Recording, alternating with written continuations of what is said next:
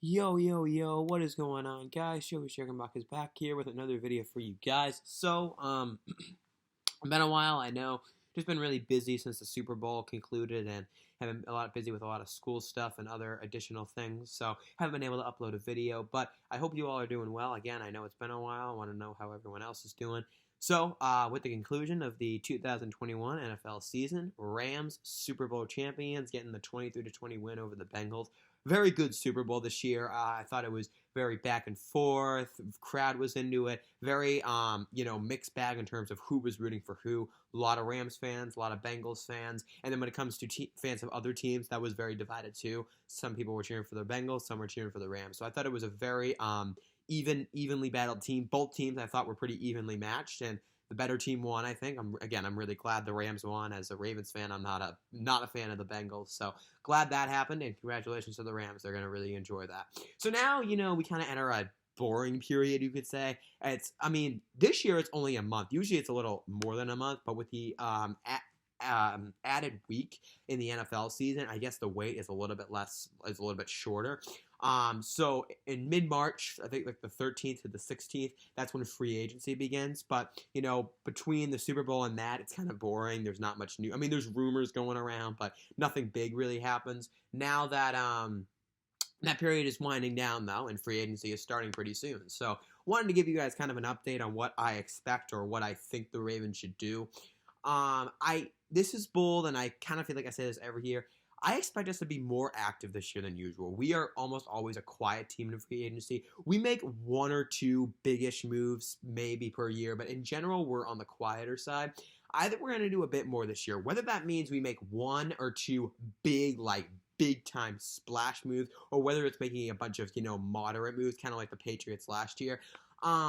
I don't know which way it's going to be. It may not be either. I definitely don't expect us to be as active as the Patriots last year. That was crazy. This time, 10 free agents? They went crazy. But yeah, it's been back and forth, but I think that we will be more active because I know we're getting a ton of guys back from injury, but I know and I hope, and I think the front office is aware, we got to do more than just hope that everyone comes back from injuries. We still have holes even when healthy. Of course, pass rush is one, offensive line is one, and getting another secondary member is not going to hurt at all. Our secondary has had injury. This year it was as hurt as it's ever been, but even in the past, it's had some injury issues. Deshawn Elliot, of course, really hard time staying healthy. Tavon Young finally had a healthy season, but he gets hurt like every other year. Marcus Peters, of course, tore his ACL this year, but even before then, he had battled some injuries as well. This was the first year that Humphrey had been hurt. He, of course, had the torn pectoral muscle, I think it was, against the Steelers, but even before then, he was playing hurt. He was not himself. Statistically, he actually had his worst year. He wasn't bad. He still, I think, was a Pro Bowl All-Pro. He didn't play, obviously, because of the injury, but it was not his best year, obviously, and he was playing hurt, so he, too, was not healthy this year. Jimmy Smith, as usual, back and forth. So secondary in general, this year, it was could not have been more depleted, but even in healthy years, quote-unquote healthy years, it has its injury issues. So with that being said, adding a secondary member, I will not be opposed to. I actually think we will. Whether it's in the draft or free agency or perhaps both, I definitely think we will add at least one secondary member. And whether it's a safety or a corner remains to be seen. So that's where there's a lot of disagreement going on, and I am very much in the mix of that. So some people, when it comes to Ravens fans anyway, want to let go of Elliott. Deshawn Elliot is going to be a free agent. This offseason. So some people want to let him go and go get Tyrann Mathieu or a coverage safety. So Tyrann Mathieu would kind of be like the highest paid, big target. I think a couple other options are, one guy I heard was Marcus Williams. He was he's a safety for the Saints. He is the guy who choked by whiffing on the Stephon Diggs tackle against the Vikings in the 2017 divisional round. But no, Marcus Williams, that was his worst moment, but he actually is not bad. So Marcus Williams, I don't think would be a bad addition. And of course, the Ravens are never known for making big splash moves in the offseason. And I still am not sure we will this year. I just think we're going to be a little more active in general. Yeah, last year and the couple of years before, we just make one or two moves. I think it'll be a bit more this year. And again, whether all those moves work out remains to be seen, and whether I'm totally off is also a possibility. And of course, Tyrann Mathieu. So if we did get Tyrann Mathieu, that would definitely be that would buck our trends of not really getting a lot of big splash players. I would say, I mean, signing Zeitler last year, it wasn't maybe a huge move at the time, but he really, really helped, and it ended up helping a lot. So that was great. He was very productive this year at right guard. So I mean, I don't know. I don't think getting Tyrann Mathieu makes sense. From a need standpoint, and also I don't know. I don't think the Chiefs are going to re-sign him. He just seems to kind of want to come here. I don't know how the scheme works, but getting Tyrann Mathieu definitely is a possibility. But at the same time, that would buck our trends of not getting a lot of big splash players in the offseason. And he's going to be expensive. He is one of the best safeties in football. He's going to be expensive, and it almost kind of sounds like too good to be true that like one of the best safeties in football is just going to be sitting there in the market waiting for someone to pick him up. So I don't know if the Chiefs are going to re-sign him. That remains to be seen. But I'm a little skeptical that we're going to get him for like a relative cheap price at all. And are we going to get him? I don't know. So if you guys have been on social media and you follow what he does, he's actually been surprisingly active on social media. There have been some Ravens fans trying to recruit him and kind of trying to bring him here. Believe it or not, he has not ignored all of them. He's actually interacted with a few. Now, that happens. It's normal. But if you go on, like, especially on Twitter, if you go on, like, players' liked tweets and their tweets and replies, he has actually interacted with some Ravens posts, whether it's he's liked a couple, he's replied to a couple. So it's a little interesting. I think what this might mean is maybe the Chiefs aren't going to re-sign him. I haven't been, of course, as a Ravens fan, I don't know what the Chiefs front office is up to, but I don't know. It sounds like he is going to be on the move, so that is big, and we'll see who picks him up. So I'm getting a little bit off topic here, but back to the original point. So some people want to get rid of Elliott and then go get Mathieu. So if we get Tyrann Mathieu, I'm highly, highly doubt we keep Elliott. It wouldn't really make sense. Of course, the biggest issue with Deshawn Elliot, well, injuries. He has a really hard time staying healthy, but also the fact he is kind of playing out of position. He's much more of a strong safety than a free safety, but I still think he's disrespected in the fan base. I think he's done a really nice job at free safety. Again, he's better at strong safety, but he's at least kind of held us over, I think. And you got to also remember, he was put in a very tough situation. In the summer of 2020, everyone was back from COVID. We were working through the COVID offseason, and Earl Thomas was supposed to be our starting free safety, but then he got in that huge fight with Chuck Clark, and he had the issue off the field where, like, he almost got shot by his girlfriend or something. So he had a lot of off-the-field issues, so it was kind of a last-second spur of the moment, but we ended up, I think it was releasing him before the start of the season. So the next man up was Deshawn Elliot. He stepped right in, and that was his first healthy season. He stayed healthy all year last year, and I think he did a very nice job. I was so happy to see Elliot get more playing time. I think Elliot is pretty good. But I don't know. The fan base is not a huge fan of him. Their biggest complaint is, again, he's not a true free safety. He's more of a strong safety, which I agree with. But his coverage is not bad either. It's not the best, but it's not bad. And I don't know. I don't think a coverage safety, while it is kind of a need for us, I don't think it's really biting us right now. And I think what's really biting us, and I've been saying this for a while, I know it's probably getting old, but until we fix it, I'm going to keep bringing it up. Pass rush, that is what's biting us right now. Our pass rush, it just simply is not, it's not it right now. It is not good enough at all. I think it's progressively gotten a bit better. 2019, it was like one of the worst in the league. It was horrible. 2020, it was bad, maybe like bottom 10. This year, it was just, again, below average, not good, not atrocious, but not good enough, not remotely good enough. So it's got to be better. It has got to be better. And people can come up with all the arguments they want. All I need to know is, number one, we were the number one defense in 2018. We had a really good pass rush that year. Zadarius Smith, Terrell Suggs, Matthew Judon. We had a really good pass rush. Got to improve the pass rush, man. Speaking of which, more rumors. Again, rumors are rumors. This happens every year. But Zadarius Smith.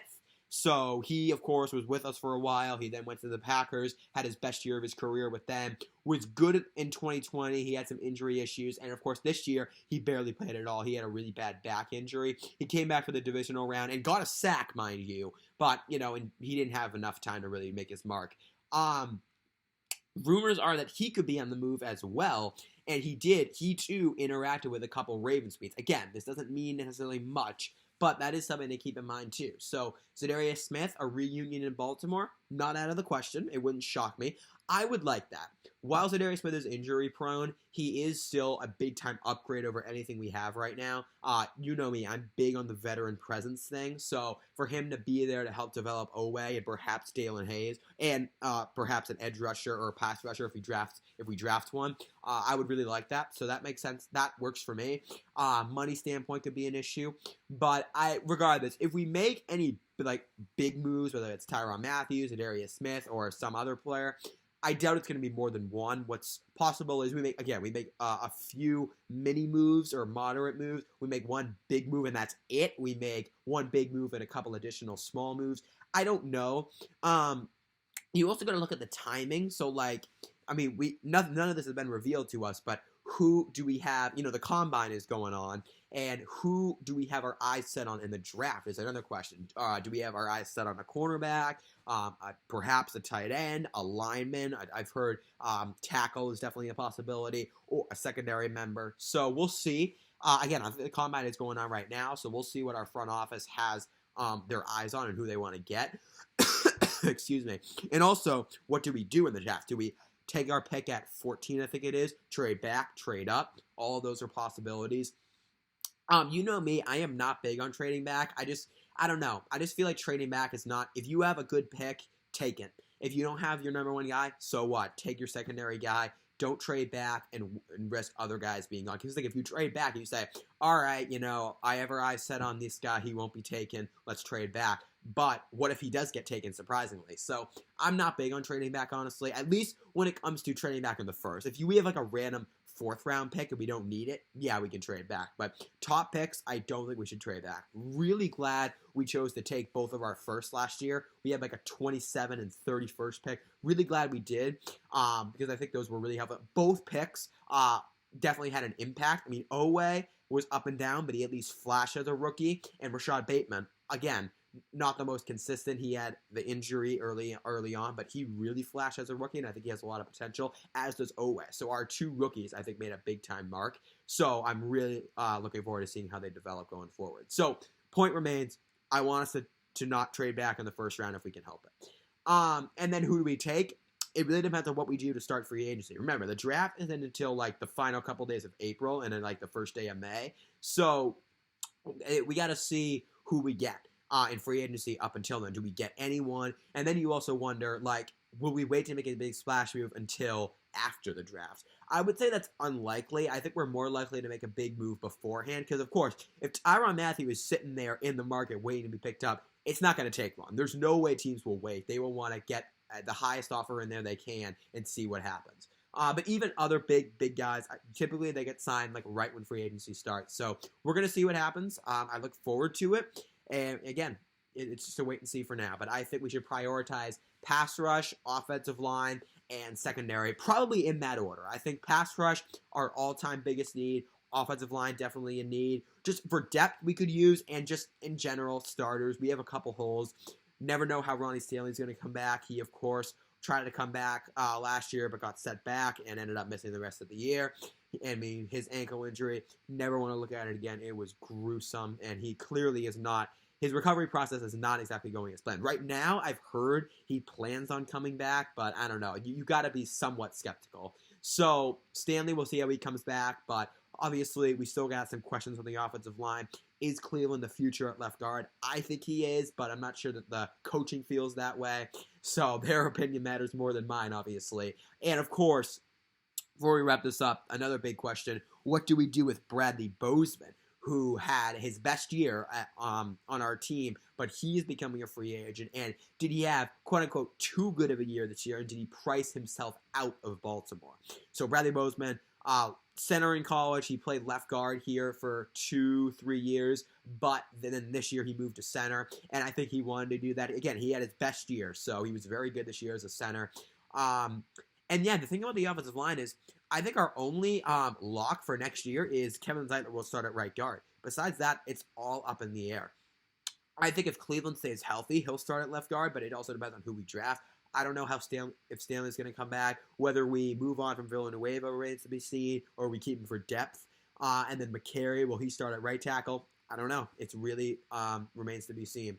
So with that in mind, Bozeman, I don't know. This is another scenario where there's a lot of disagreement among fans. I personally, DeCosta even said this in the press conference, offensive line is going to be a priority this offseason. So whether that's in the draft or in free agency or both remains to be seen. But it's fair to bet that we're at least going to add 1 or 2 offensive linemen this year, or this offseason, I should say. So I don't know, though. I kind of feel like the first step to improve the offensive line, okay, so why let go of, a guy who had his best year with you and could be the future at center? Why do that, But at the same time, if he's going to want a lot of money, I understand that's an issue, and it also depends on if he wants to stay here. If I were the front office, I would make a big effort to extend Bozeman. I think he's only gotten better. He loves it here. I don't want to be on the lookout. I don't want to be on the run looking for a center because centers are hard to come by sometimes. There's been rumors of a Ryan Jensen reunion, maybe, but I don't know. I would want to keep Bozeman if we can. If not, I guess we would draft one, perhaps go after Jensen or another center, but my vote is keep Bozeman. So we keep Bozeman, hopefully, and see what happens. Then Kevin Zeitler at right guard, but besides that, it's up in the air. Who plays right tackle? Who plays left guard? Who plays left tackle? I mean, if Stanley comes back, he'll play left tackle, but will he come back to his same self? Probably not. And whatever else happens remains to be seen. So offensive line is a big question mark, and it's going to need some work going into the offseason. So let me know what your guys' thoughts are. I'm really, really curious. Would be happy to talk with you guys, and we'll see what happens. So free agency starts in, I think, about like 10 days maybe. So that's going to do it for this video. But again, keep me posted. See what your teams want to do. I hope you all enjoyed this video. If you did, maybe be sure to drop a like and subscribe to the channel if you are new. And I will see you guys when free agency begins, and we'll see what the Ravens have in store.